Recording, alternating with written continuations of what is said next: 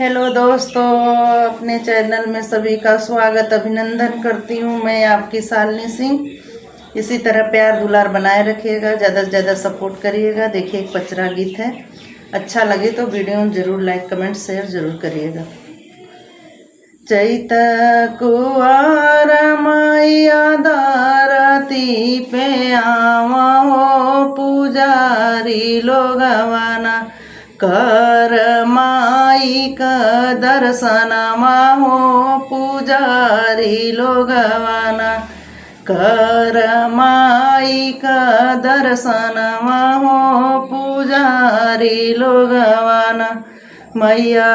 का दर्शन कर मलिया का बिटियावा ओ किसान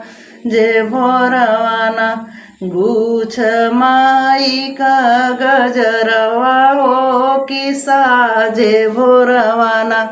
गुछ माई का गजरवा हो किसा जे भोरवाना चैत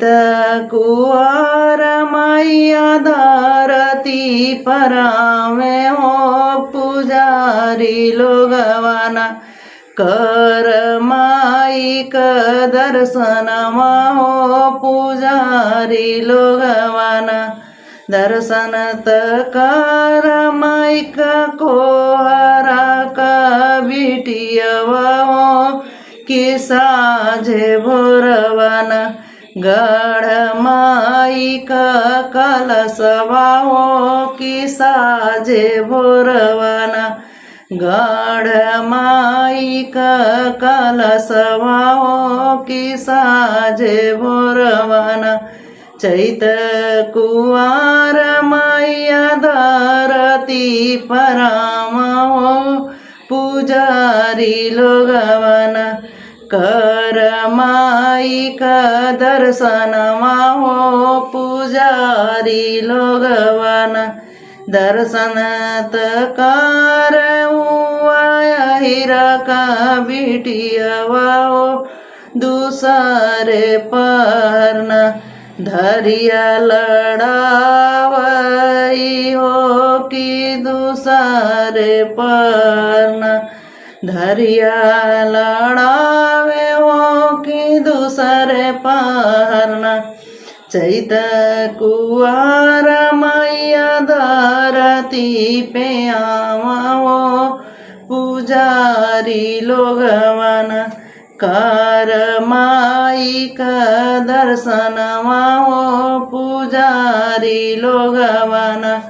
दर्शन कर माई का पंडित का बिटियावा हो किसा जे भोरवाना पोथिया पढ़ी माई के सुनावा हो कि साझे भोरवाना पोथिया माई के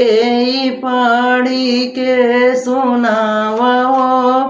कि साझे भोरवाना चैत कुआर मैया धरती पे आवा हो, पुजारी लोगवाना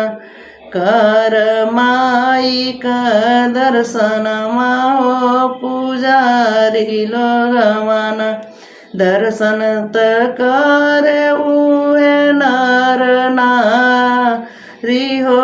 कि भोगवा लगावे ना उनकर नारी नारी हो कि भोगवा लगावे ना चढ़त कुआर मैया धरती पे आवा हो, पुजारी लोगवाना कर माई का दर्शन हो, पुजारी लोगवाना। अपने चैनल में सभी को धन्यवाद करती हूँ। वीडियो अच्छा लगे तो लाइक कमेंट शेयर जरूर करिएगा।